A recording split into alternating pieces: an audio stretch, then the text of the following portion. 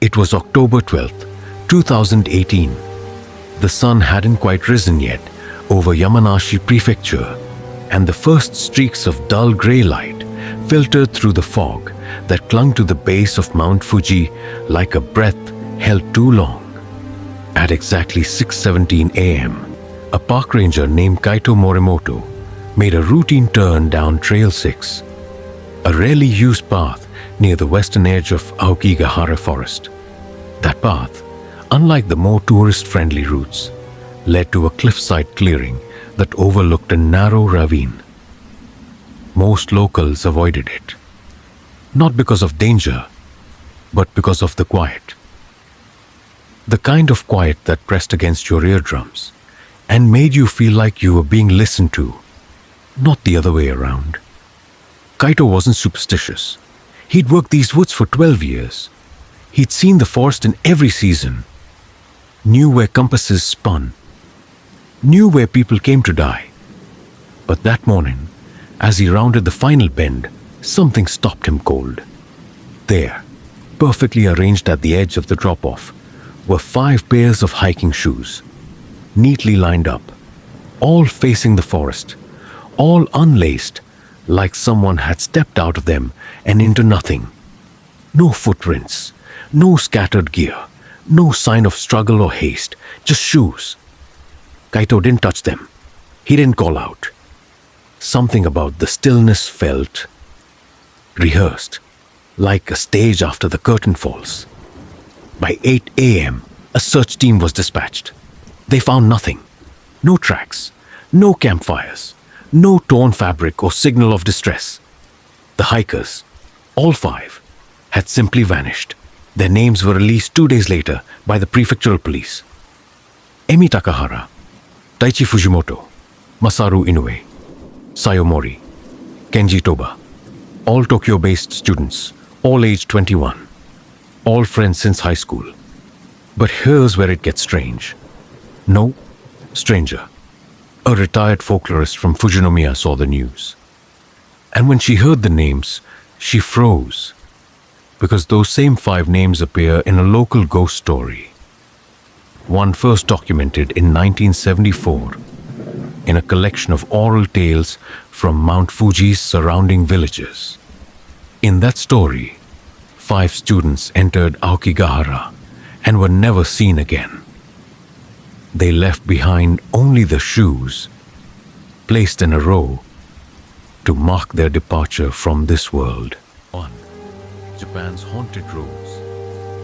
Japan is a country of contradictions.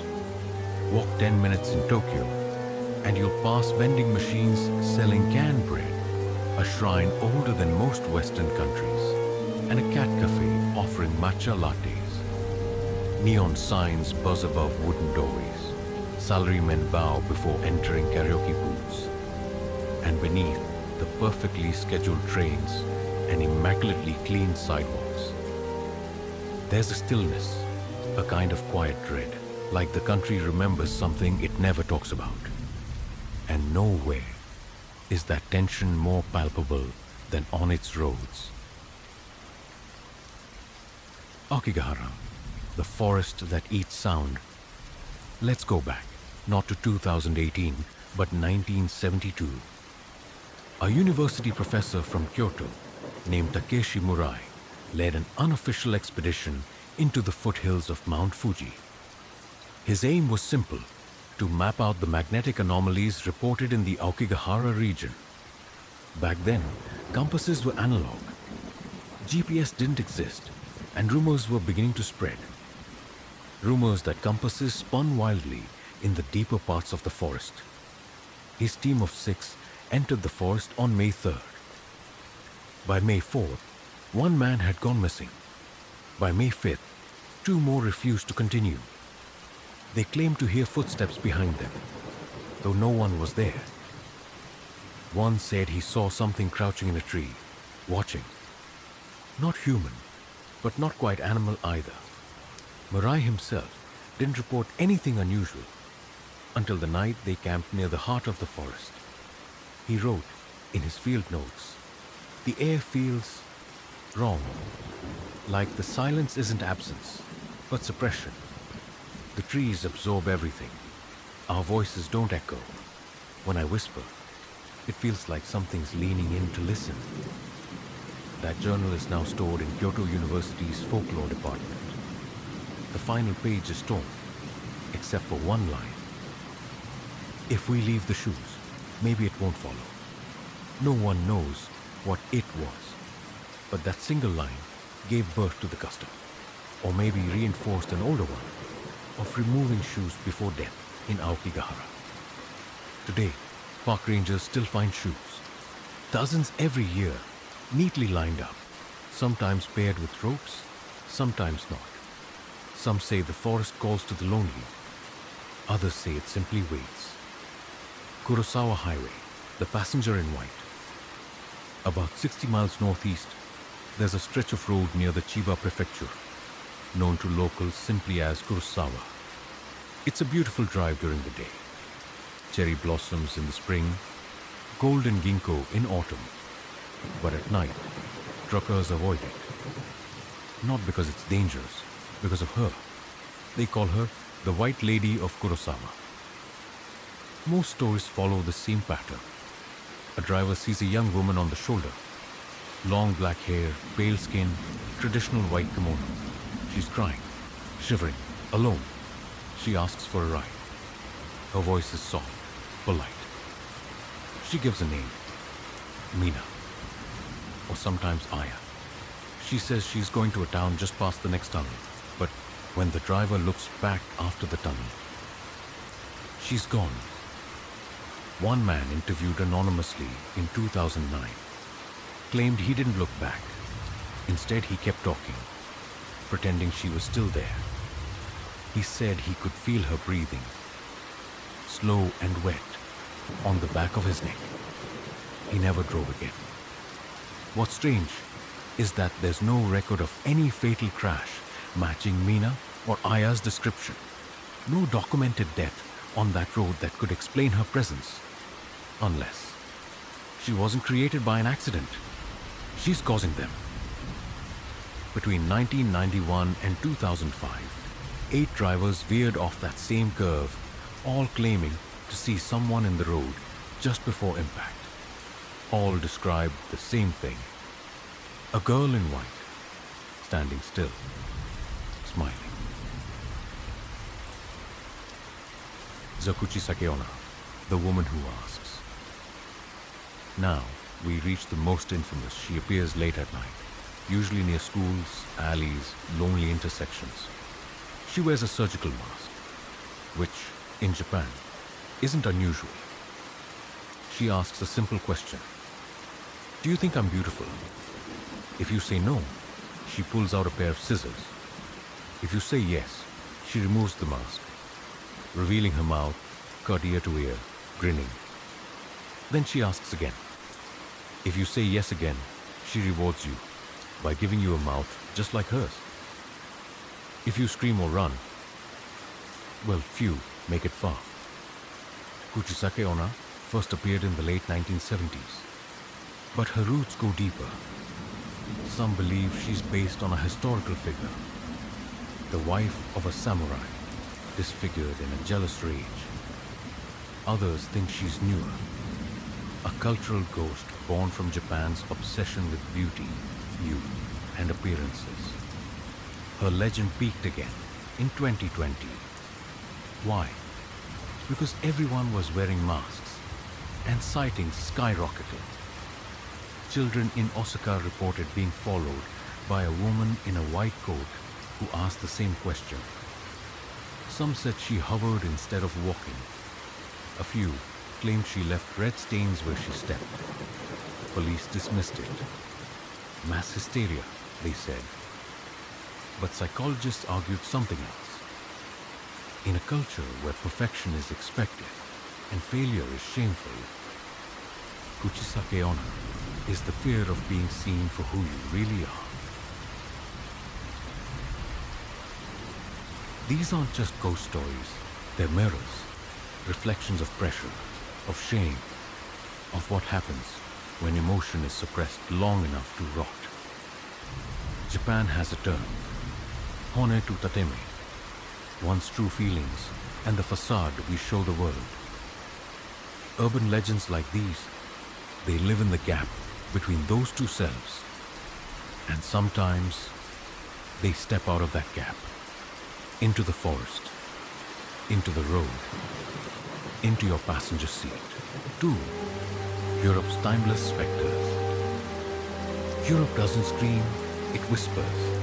While other continents confront the paranormal with rituals, exorcisms, and bold declarations of faith, Europe's hauntings have a different tone, one of inevitability, as if the spirits here aren't intrusions, but residents, ancient ones, familiar, accepted. Because in Europe, the dead never really left. They just changed addresses. England's black shuck, the omen that walks behind you. It begins usually with the sound of breathing. Not loud, not labored, but present. As if something just behind your shoulder is mimicking your pace. Locals in Norfolk and Suffolk, the wind-bitten coastlines of eastern England, have a name for what follows. They call it Black Shuck. He's a dog. At least that's what the legends say. But not the kind you pet. Not the kind that barks or whines. This one is silent, towering, blacker than moonless night, with eyes that glow like coals. Or, as some insist, like empty sockets burning from the inside. In 1577, records from the Holy Trinity Church in Blithburgh describe a beast that burst through the wooden doors during service, killed 2 parishioners, and left deep scorch marks along the floor, claw-shaped, blackened, and impossible to scrub out. Those marks are still there. Tourists still take pictures of them. But it didn't start in the 1500s. Black Shuck has been seen, and more disturbingly felt, as far back as 1122. And always before death. Not just individual death, collective. World War I soldiers from Suffolk claimed to see him in trenches the night before a battalion was bombed. A school teacher in 1983 wrote in her diary, "He's outside my garden. He's watching. I think he's waiting for the cancer results too." She died 2 weeks later. Her fence had no signs of disturbance, but claw marks were found on the inside of her bedroom window. Black Shuck doesn't howl. He doesn't chase. He walks behind you until you finally understand that you're not walking home. You're walking towards something else. Bath the Banshee. Ireland's cry before the coffin. In County Kerry, Ireland, there's a stone farmhouse, abandoned now save for moss and wind. The last person to live there was a woman named Fiona Cally. She left in 2007 after her husband died unexpectedly, in his sleep. 3 days after she heard the keening, the sound came from outside her window at 3:12 a.m. Not a scream, not a voice, but a wail. High-pitched, sustained, and heartbreakingly human. Not rage, not pain, but grief. It stopped after 4 minutes, and her husband Patrick was dead 3 days later. Fiona didn't believe in ghosts, but she packed what she could carry and never returned to that house. In Irish folklore, this is the Banshee, a spirit woman whose cries are not warnings to the living, but farewells to the dead. She doesn't kill. She doesn't curse. She simply mourns before you even know there's something to mourn. And the strangest part? Her wail has been recorded in 1994. A phone call to the emergency line from County Mayo captured several minutes of high-pitched weeping in the background, coming from a hillside with no structures, no people, and no animals nearby. Audio analysts tried to match it with known wildlife: foxes, birds, wind, nothing matched. The call was made after a man named Eamon Donnelly suffered a heart attack while driving through that same area. His mother had heard the cry the night before. Some researchers think the banshee is a metaphor, a cultural way to process sudden loss. But others, they listen to that 1994 recording with headphones on in the dark and say, it's not a metaphor if it knows your name. The vanishing village of Erzin, Turkey. This one is different. It doesn't involve a ghost or creature. It involves absence. There's a region in Hatay province, southern Turkey, near the Syrian border, with rolling hills, wild fig trees, and dusty red soil. It's beautiful, if a bit dry. Farmers work the land. Children play soccer in the fields. Life, for the most part, is ordinary, but older villagers, the ones in their 70s or 80s, mention a name you won't find on any current map. Erzin, not the modern Erzin closer to the coast, the lost one. The Erzin that was once stuck between two hills, now overgrown with pines. The Erzin that disappeared. Ask them what happened, and their stories drift. Some say disease. Others whisper about a cursed well. A few just shake their heads and say, we don't go there. That land, it buries people. A researcher named Yusuf Alton tried to find answers in 2002. He found maps from the 1940s and 1950s with a village labeled Erzin Köyü, tax records, population lists. Then, nothing. By 1963, the records stopped. The name is gone. No official explanation. No relocation documents. It's as if the village chose to be forgotten. The strangest detail comes from satellite photos taken in 1998. In the clearing where the village should be, there's a perfect circle of dead vegetation, 8 meters wide. No trees grow in it. No plants survive. Locals call it the mouth. Some say, if you walk to the center and stand still long enough, you'll hear your name called in a language you don't recognize. Yusuf's notes end in 2004. He never published a report, never gave interviews. His car was found outside the old Erzin clearing. The door was open, engine off, shoes on the ground. No one has seen him since. Alessandra. Europe's spirits aren't loud. They don't scream for your attention. They remind. They tap you on the shoulder with cold fingers. They cry outside your house 3 days too early. They appear in census records and then disappear again. These legends endure, not because we believe them, but because we recognize something in them. Something about how death doesn't always knock. Sometimes it walks beside you. Sometimes it cries before you do. And sometimes it erases you entirely. 3. The American Phantom. The United States is a country of motion. Highways stretch endlessly through cornfields and deserts. Trains roar past ghost towns. Teenagers slip into the woods behind gas stations, hearts racing, breath visible in the cold air. But the scariest stories in America, they don't hide in ruined castles or foggy moors.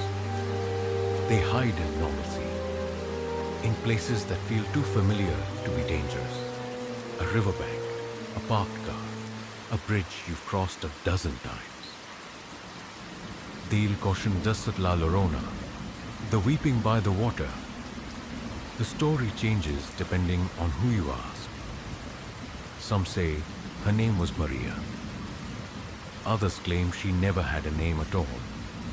Only grief, but one detail remains. She drowned her children. Maybe it was madness, maybe betrayal, maybe revenge.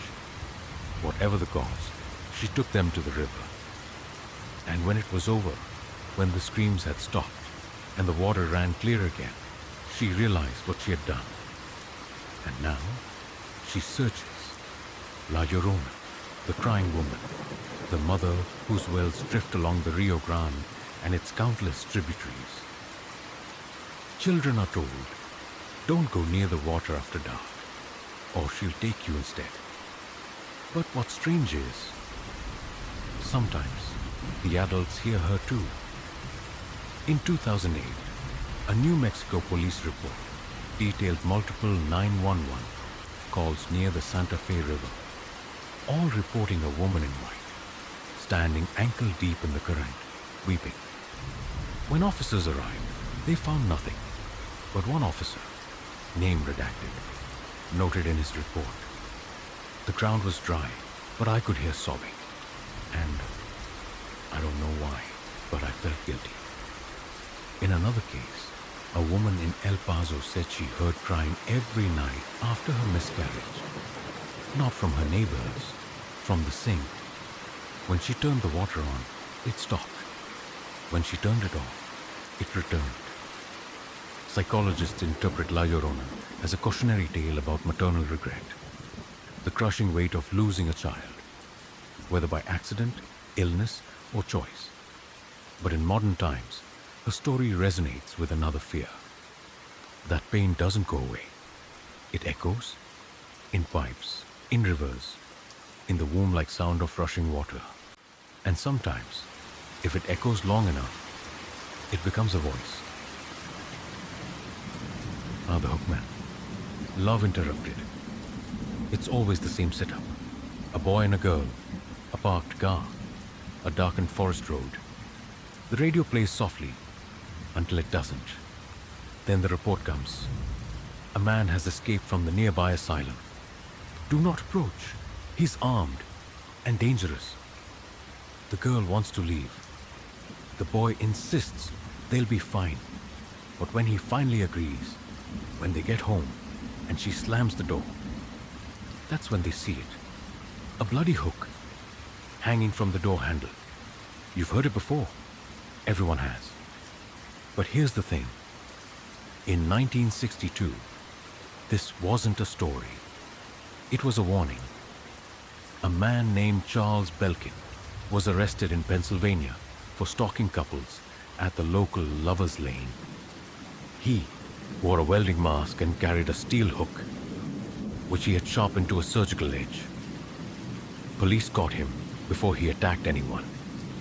But the hook was real, and so was the fear.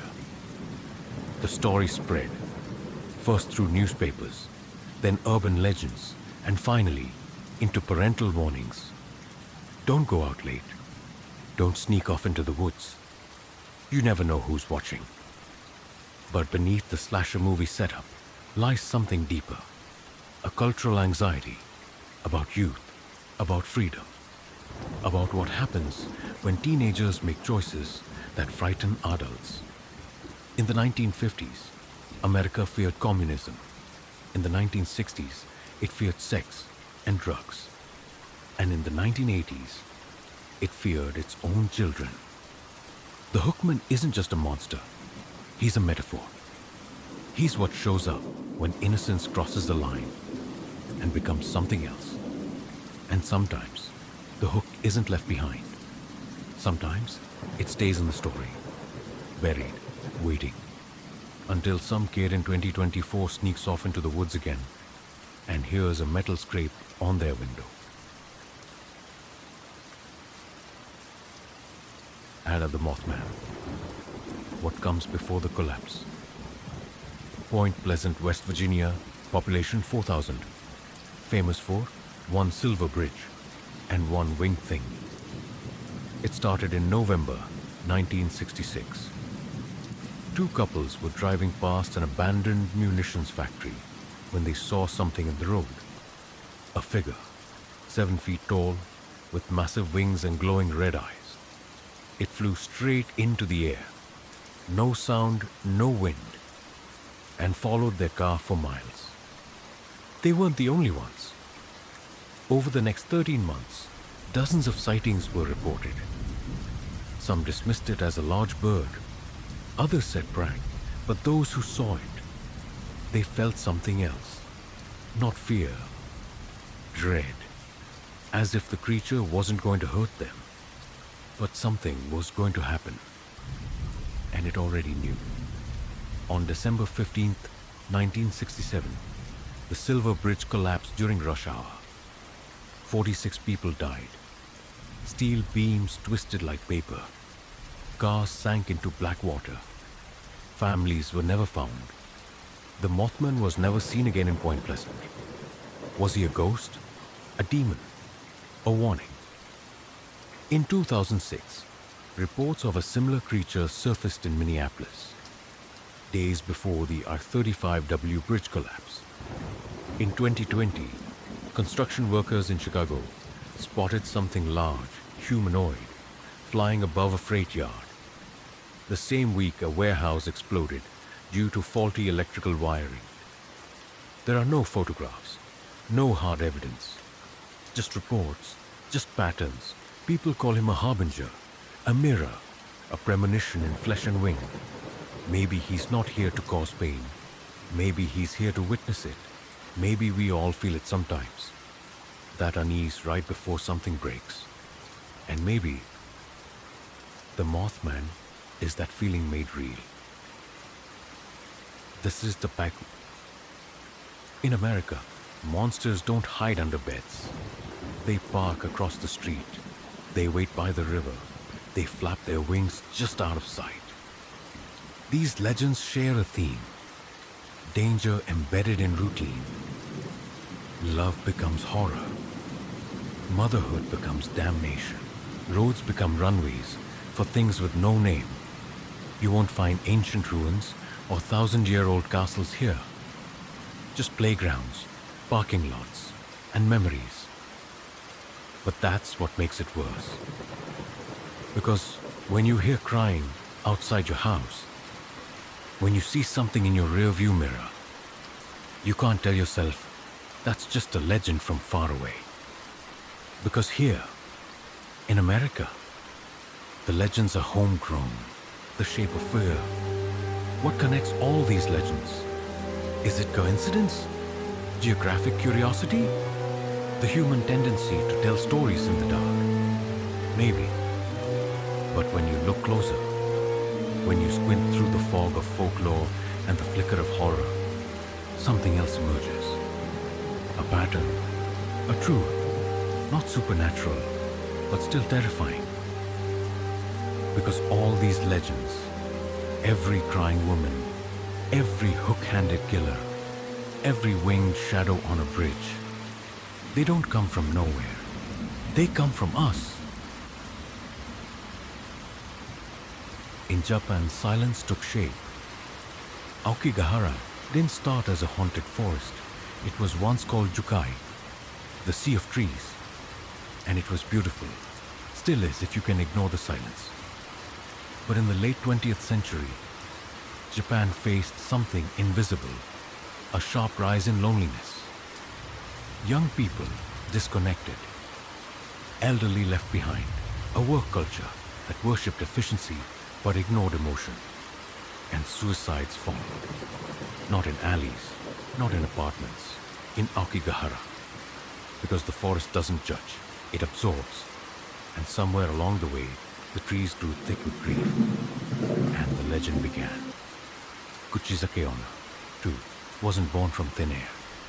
She's the scar that beauty standards leave behind. The whisper behind every "do I look okay?" The revenge of her face once told it wasn't good enough. Japan didn't invent these monsters. It needed them to explain what it couldn't say out loud. In Ireland, grief got a voice. The banshee isn't a villain. She's a mourner.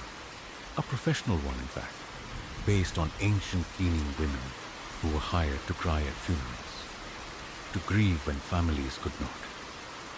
But somewhere over the centuries, that grief got lonely. Now, she cries in advance.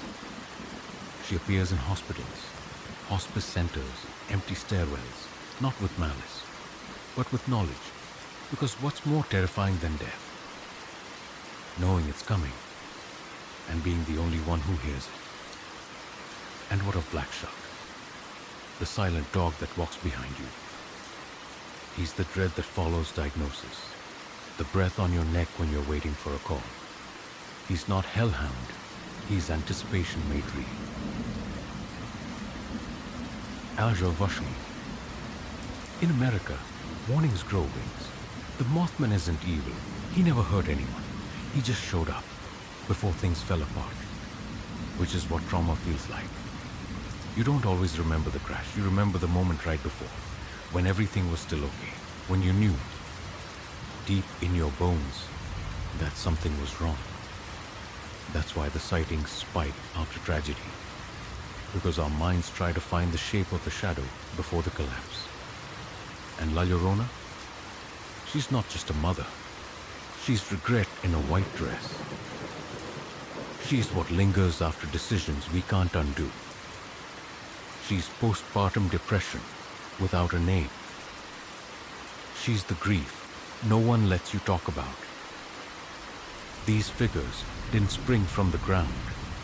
They rose from feeling, from the places we're not supposed to go, from the emotions we're not supposed to feel too loudly. The digital seance. And now they live online. We don't huddle around fires anymore. We scroll, we tap, we whisper into comment sections. TikToks about La Llorona get millions of views. Reddit threads about the Mothman stretch for pages. Teens on Discord dare each other to find that white woman on Kurosawa Highway on Google Maps. The medium has changed, but the message hasn't. I saw something.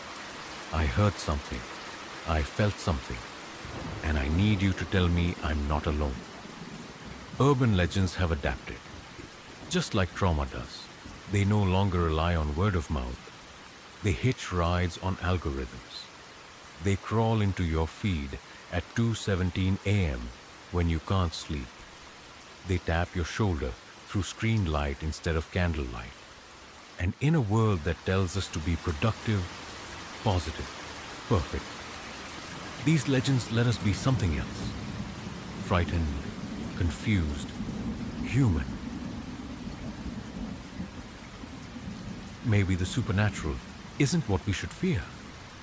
Maybe it's the fact that we keep inventing it again and again to give shape to things we don't understand. Because sometimes the truth is worse than ghosts. The truth is, we hurt, we fear, we forget, and then create stories to remember. And those stories, they whisper to each other, across continents, across cultures, across generations. Each legend is a mirror, and when we look into it long enough, we don't see monsters. We see ourselves, the shape of fear. What connects all these legends? Is it coincidence? Geographic curiosity? The human tendency to tell stories in the dark? Maybe. But when you look closer, when you squint through the fog of folklore and the flicker of horror, something else emerges. A pattern, a truth, not supernatural, but still terrifying. Because all these legends, every crying woman, every hook-handed killer, every winged shadow on a bridge, they don't come from nowhere. They come from us. In Japan, silence took shape. Aokigahara didn't start as a haunted forest. It was once called Jukai, the sea of trees. And it was beautiful. Still is if you can ignore the silence. But in the late 20th century, Japan faced something invisible, a sharp rise in loneliness. Young people disconnected, elderly left behind, a work culture that worshipped efficiency but ignored emotion. And suicides followed. Not in alleys, not in apartments, in Aokigahara. Because the forest doesn't judge, it absorbs. And somewhere along the way, the trees grew thick with grief. And the legend began. Kuchisakeona, too, wasn't born from thin air. She's the scar that beauty standards leave behind. The whisper behind every "do I look okay?" The revenge of a face once told it wasn't good enough. Japan didn't invent these monsters. It needed them to explain what it couldn't say out loud. In Ireland, grief got a voice. The banshee isn't a villain. She's a mourner. A professional one, in fact, based on ancient keening women who were hired to cry at funerals, to grieve when families could not. But somewhere over the centuries, that grief got lonely. Now, she cries in advance. She appears in hospitals, hospice centers, empty stairwells, not with malice, but with knowledge. Because what's more terrifying than death? Knowing it's coming, and being the only one who hears it. And what of Black Shark? The silent dog that walks behind you. He's the dread that follows diagnosis, the breath on your neck when you're waiting for a call. He's not hellhound, he's anticipation made real. Aja Vashni. In America, warnings grow wings. The Mothman isn't evil. He never hurt anyone. He just showed up before things fell apart, which is what trauma feels like. You don't always remember the crash. You remember the moment right before, when everything was still okay, when you knew, deep in your bones, that something was wrong. That's why the sightings spike after tragedy, because our minds try to find the shape of the shadow before the collapse. And La Llorona? She's not just a mother. She's regret in a white dress. She's what lingers after decisions we can't undo. She's postpartum depression without a name. She's the grief no one lets you talk about. These figures didn't spring from the ground. They rose from feeling, from the places we're not supposed to go, from the emotions we're not supposed to feel too loudly. The digital seance.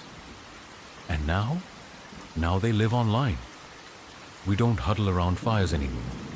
We scroll, we tap, we whisper into comment sections. TikToks about La Llorona get millions of views. Reddit threads about the Mothman stretch for pages. Teens on Discord dare each other to find that white woman on Kurosawa Highway on Google Maps. The medium has changed, but the message hasn't. I saw something. I heard something. I felt something. And I need you to tell me I'm not alone. Urban legends have adapted. Just like trauma does. They no longer rely on word of mouth. They hitch rides on algorithms. They crawl into your feed at 2:17 a.m. when you can't sleep. They tap your shoulder through screen light instead of candlelight. And in a world that tells us to be productive, positive, perfect, these legends let us be something else. Frightened, confused, human. Maybe the supernatural isn't what we should fear. Maybe it's the fact that we keep inventing it again and again to give shape to things we don't understand. Because sometimes the truth is worse than ghosts. The truth is, we hurt, we fear, we forget, and then create stories to remember. And those stories, they whisper to each other, across continents, across cultures, across generations. Each legend is a mirror, and when we look into it long enough, we don't see monsters. We see ourselves, the quiet before the vanish. So the next time you're scrolling late at night and you come across a blurry photo of a creature standing in the fog, or a comment that simply says, "Don't go to Erzin, it's not on the map anymore," or a grainy video of a woman in white, just out of focus, standing in a shallow river and looking straight into the camera. Don't dismiss it too quickly. Don't roll your eyes and say, it's just creepypasta. Don't tell yourself that kind of thing only happens in stories. Because every legend every whisper, every chill starts the same way. It's probably nothing. Just an echo. Just a coincidence. Just an urban myth. But then, a group of hikers leaves their shoes at the forest's edge and vanishes. A driver picks up a woman in white and wakes up in a ditch, car empty. A scream floats through the hospital hallway. 3 hours before the monitor flatlines. A name disappears from census records. A village unpins itself from memory. And you realize it was never nothing.